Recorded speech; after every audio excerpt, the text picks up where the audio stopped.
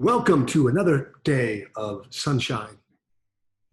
Kind of. Almost. A little rainy, but good. The Baking Steel Test Kitchen. What's up, everybody? How is everyone doing today? How's that? You look at that, by the way? Yeah. Good. What's shaking? We're going to get started in just a few minutes. Where's everyone from? Any newbies? Any newbies here today? Comment and let us know. I'm recording. Does that matter? Yeah, you're good. Yeah, should I stop and then start again? I'll do that. Recording. So this is Andres. Thank you guys for coming to the Baking Steel Zoom class number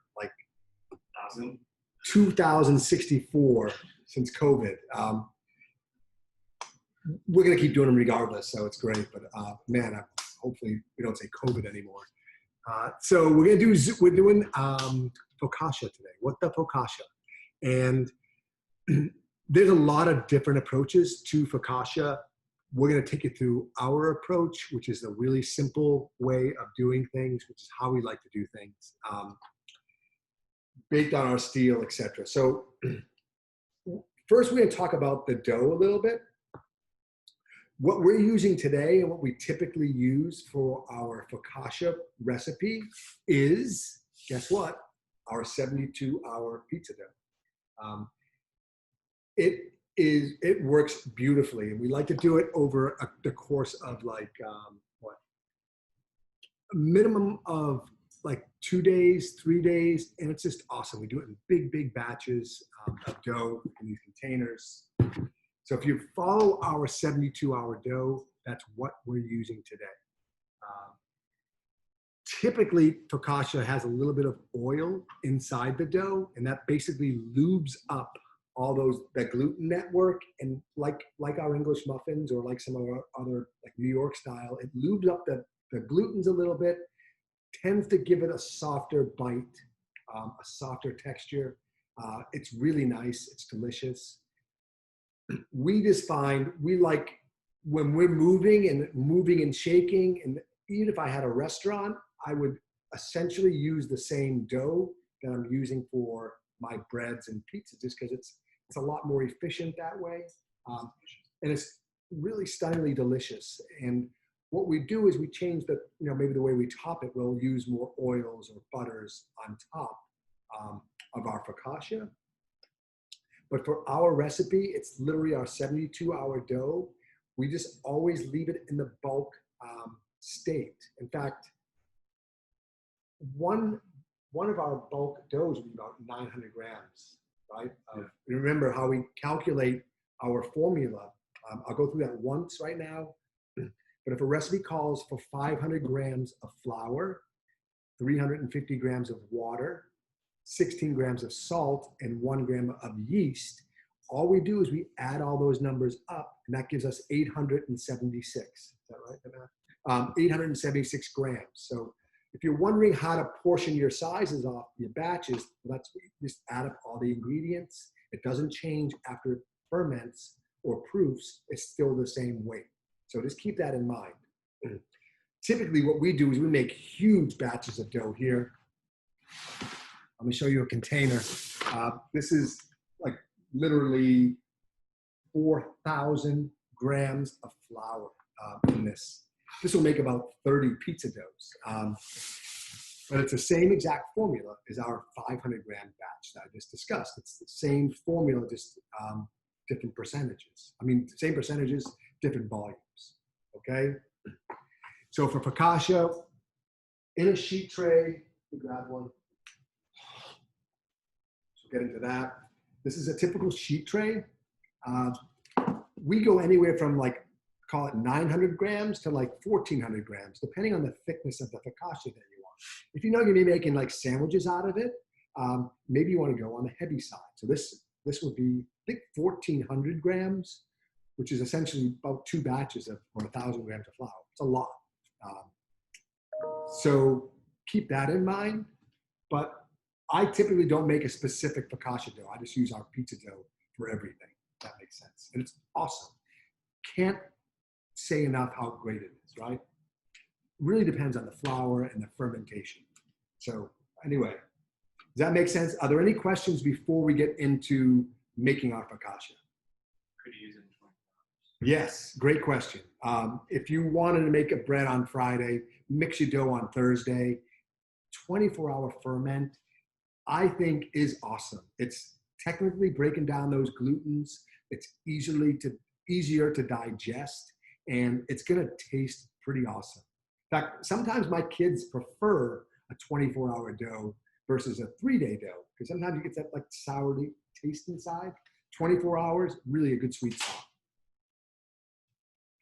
Almost there? Oh yeah, that's good. We're baking one off before so you guys can see what it's gonna look like. But in any case, any other questions, Chef, before we might move on here? It'll be frozen. Ooh, the dough, so someone asked, can the dough be frozen? And yes, focaccia dough, yeah, I mean, it can all be frozen. I just think it matters when you freeze it, at what stage. If I was gonna freeze like pizza dough or focaccia dough, I would make my dough balls, seal them up, and then freeze them right away, versus letting it proof in the fridge for a few days, then putting it in the freezer. If I leave my dough too long in the fridge, it tends to overproof. Want to grab a dough up top? I can show you. Let me show you what I mean. If I leave my delis in the fridge for too long, the dough will tend to almost blow the lid off. That's perfect. Like this. Like, see this dough? This is essentially a 4-day dough. But I probably should have made this on Saturday or Sunday, and I did not. So now it's overproofed. So what I can do is remove this dough out of the container and make a new dough ball out of it. And I'm gonna do this for fun, since we got this here. I'm gonna remove this out of here, show you exactly what I mean. So this has an incredible scent to it, odor, beautiful. I will just take my dough out. Okay, take it out of here. And now I'm gonna do is flour up both sides. Okay, and now I'm gonna just practice folding it. Okay, fold it, and fold it again. Just keep folding it, the 2 corners into the center, right? You can see I'm losing a lot of the gases that were in the air that was inside. If it gets sticky, just put some more flour in your hands, right? And all of a sudden, I've got this tight, smooth idea. I'm gonna close it up again here. Now I've got this really tight dough back in the deli. I'll probably put some fresh oil in there. But you can see, this is like back to, being small again. So what's gonna happen is those gases, when this thing starts to proof again, all those natural gases will start to expand and it'll rise. But I've given this day literally another 2 or 3 days of life and incredible flavor, because now it's 4 days, 5 days old, but really wrapped tight. And if I want to freeze it, this would be the time. Throw it in the freezer after I ball it up. Did that answer that? Yeah. Awesome. Any other questions before we go? Yeast percentage, does it stay the same when you scale up? Yeah, great question. So do the percentages stay the same as you scale up? They stay exactly the same. So our yeast percentage is 1 divided by 500, which equals 0.02%, I think, right? That stays the same, which is easy when you're doing 1. So if I tripled that to 1,500 grams of flour, I would just triple my 1 gram, which would be 3. So 3 grams of yeast per 1,500 grams of flour. And just use that same multiplier up or down. Like, for example, this one is 4,000 grams of flour, 8 times the original order of 5. So instead of 1 gram of yeast, I use 8 grams of yeast. And multiply the 350 water times 8, which is 2,800. And salt, 16 times 8, which is 128. How's my math? Good. Good math. Good, right? Anyway, so that's my math equation for you guys. Simple, easy, scale it up or down, add all those numbers up to, if I want to make 8 pizzas this weekend, how much dough do I need, essentially? So real simple. Last one before we go. Okay. How long do you have to let that ball that you just balled up proof before they can Oh, good question. So if I'm making, I just balled this up. A rule of thumb is probably 4 hours, 3 to 4 hours at room temperature covered. To give it enough time to relax again. If I try to stretch this right now, because I was just folding all those glutens, they're super tight, like your body is in the morning almost. So you want to let it relax. It needs several hours at room temperature before I can stretch it out again. So 3 to 4 is a good rule of thumb. All right, cool. Okay, so let's make focaccia. I've made the dough already, okay? And I have a 1,400 gram batch, which is essentially, I don't know how much that would be. Yeah, 1.5 times of my batch, right? Essentially. So after it's been proofing overnight, okay? So after I mixed it, this is what it looks like. I remove it from the bowl, and I want to make focaccia out of this. So I'm going to show you guys how big this is, this big, huge mass of dough. I'm going to be generous with the flour because it's still wet, it's sticky. I'm going to make a really big dough ball out of this. I'll show you what I mean. All I'm going to do is take the sides and kind of fold it and turn and do the same thing and fold. You guys can see what I'm doing here, and fold. So I just keep kind of pulling it over, pinching it in, folding it over, and pinching it. And it's kind of like kneading, so I can kind of do it by hand now. I can kind of go up and push. Push in. Yeah, it's great. It gets sticky, so I'll put more flour there. Essentially, I'm making a big, big dough ball, okay?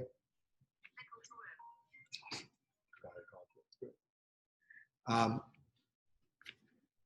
scheduled that too, it's even better.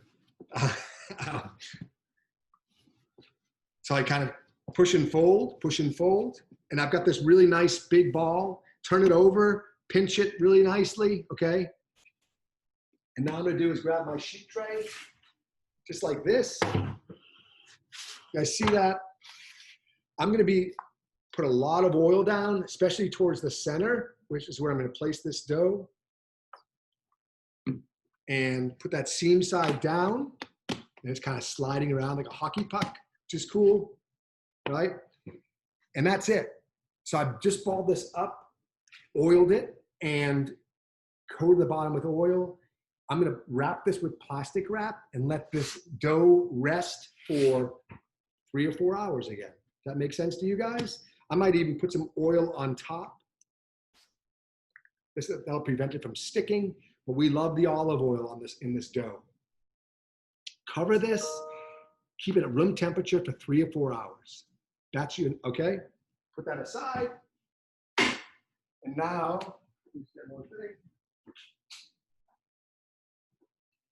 guess what?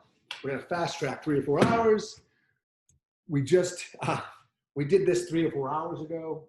We came out, we took one dough, oiled it up, and you can see, covered with plastic wrap. You see how it's starting to expand and proof throughout the sheet tray? Well, that's awesome. Just how we like it, okay? And now what I'm gonna do is make sure my oven is preheating. It is at 400, between 4 and 450. My next thing to do is I'm gonna actually press this dough out. Let me just wash my hands.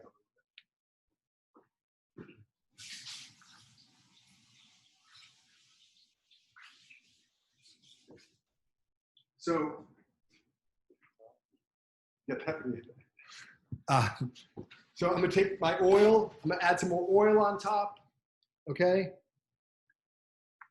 Because this dough has been sitting for a few hours, it's gonna be a little bit softer, so I can kind of help expand. Look at that, huh? That nice, and then I'm just gonna kind of press it out.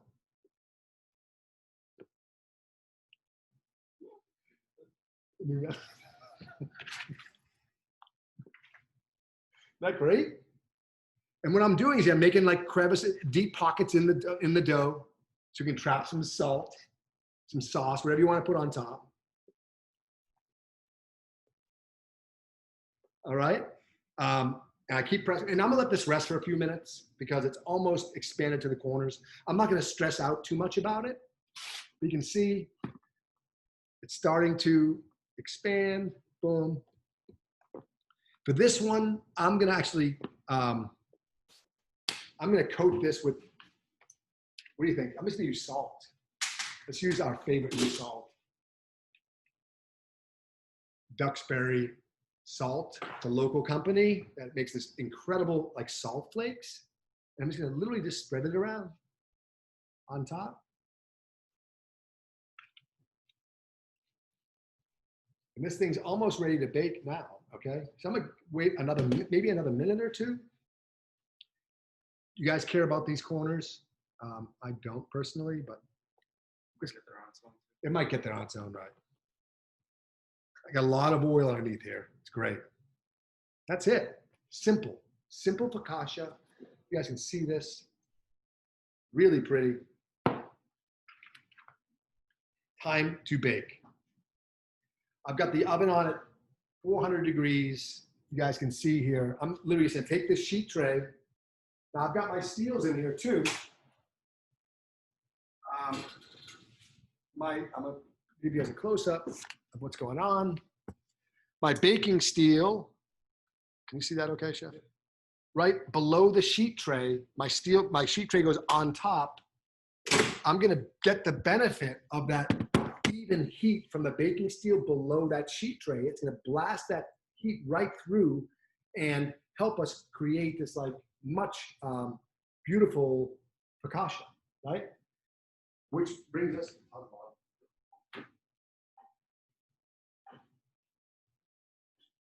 Well, guess what? We've already baked one. See this? Just sea salt. Now I'm gonna show you. Can you see the bottom? Good, Chef. See that? Yeah. Oh, can you guys? Let me show you. Let me get a spatula.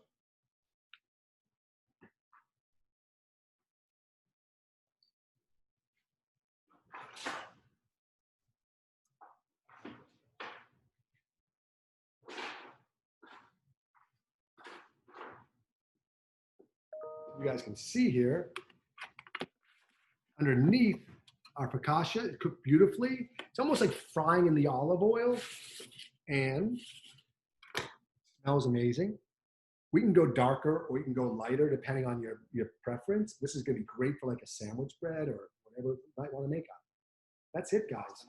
And feel like, yeah, pasta night. You could top some fresh herbs on this. You could do, I know a lot of people love the rosemary. I'm not a huge rosemary fan, but you could really do it whatever you like. Make sandwiches out of it, slice it in half, just serve it, just bread by itself with olive oil. Delicious. Classic. All right. All right, let's get to some questions.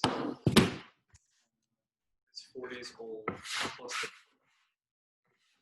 is it 4 days old with the 72 hours included? Yes. So it's, yeah, when I say 4-day dough, yeah, it's literally 4 days. I mixed it on 4 days ago. This dough in particular I just did was literally mixed on Thursday. So it is 5.5, 6 days old. Best process frozen. Best way to process frozen dough. If you have made your dough balls and put these in the freezer, remove them, the best way, remove them from the freezer, place them in the refrigerator overnight and let them thaw out. Then remove them 3 to 4 hours before you bake them. Frozen dough might take a little bit longer to expand and wake up, but usually 3 or 4 hours is ideal at room temp. If you have to fast track it, which I've done this before, I can remove them from the freezer, let them sit at room temperature for several hours, and then put this in like a little water bath. Not too hot, just lukewarm water. That helps it kind of wake up as well. If you make your 72-hour dough, but you can't use it within 72 hours, what should you do in the bulk state? If I mixed my dough and it's still in the bulk state after say 72 hours, but I'm not going to make pizza, like what can I do? In that case, I would leave it in the bulk state until you made pizza. There is going to be a timeline that is almost too old. but 6 or 7 days, it would be fine. But just keep it in mind, the older the dough gets, the softer and the more delicate those glutens become. And so making individual pizzas, you might find yourself stretching it and getting holes. So just be mindful of that and you'll be all right. How long are you cooking this for? 15 to 20 minutes. I have doing a nice slow bake with the olive oil underneath it, and it's literally cooking 15. Then I'll check it out, and I might make one darker than the other one too, but yeah, 15 to 20 minutes is fine. At 400 to 425, good temperature. Can you cook 2 trays at the same time? Yeah, great question. Can I cook 2 trays at the same time? Yes. I have 2 steels in my oven. And so I will cook them. I might, at 15 minutes or 10 or 15 minutes, I might peek and see if they're cooking evenly, and they should be. But if they're not, I might just rotate the pans. But they'll be fine to cook together.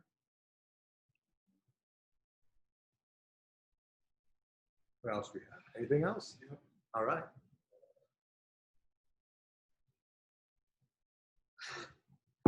Bread flour versus double O flour.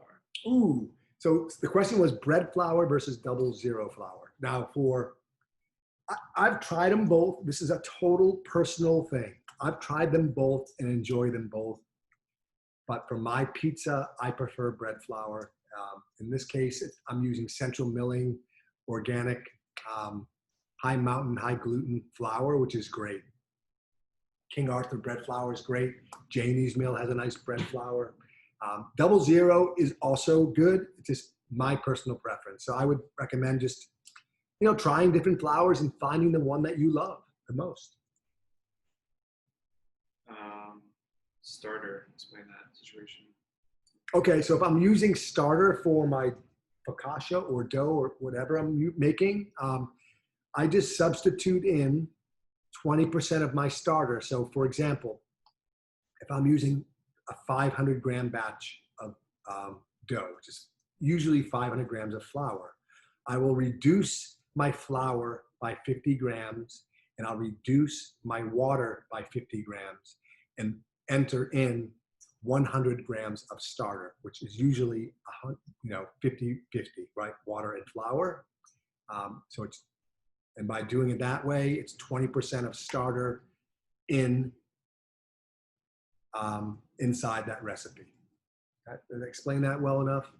So usually 20% of starter is adequate for the recipe. Really dark. Yeah, it got really dark. Yeah, cloudy. How old was the dough you took out of the fridge and revolved? How long? Oh, good question. So this dough I took out of the fridge was 5 days old. Okay, I made this on Thursday. You can actually smell the aroma. It smells like it's going to be incredible. It has incredible flavor to it. I think I mixed this. It's Wednesday now. I think this would be great on like Thursday and even Friday. But then it's going to start to expand again. Not as vibrant as the first time, but it'll start to expand. But if I don't use it by then, I might use this for an old dough and mix it in with a new batch. But usually it's about a 10-day window, which is pretty good. Pretty good, right? Make some bread out of this too, by the way. It's great. Tap water, filtered water doesn't make a difference. I prefer my water filtered and clean. I don't want to use, where I live, the tap water is not great. So I always filter my water. And that's the way I drink it. That's the way I cook with it.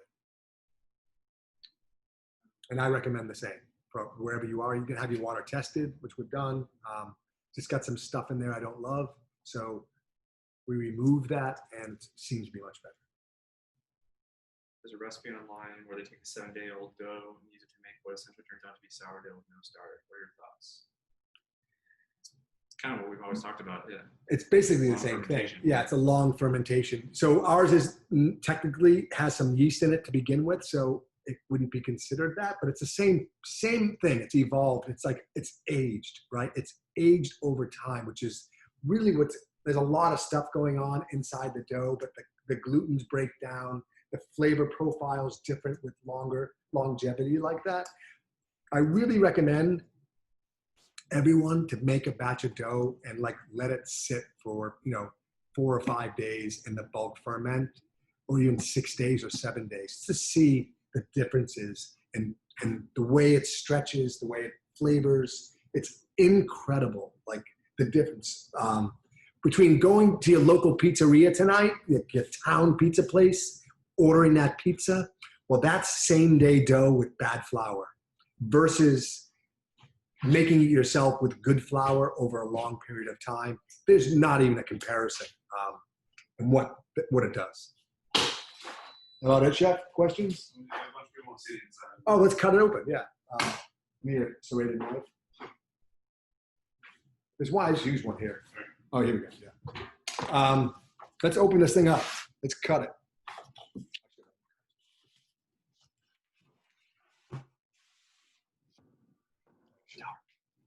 Now, turn that light on right there. The middle, the third one. Yeah, that's perfect. Yeah, see that better?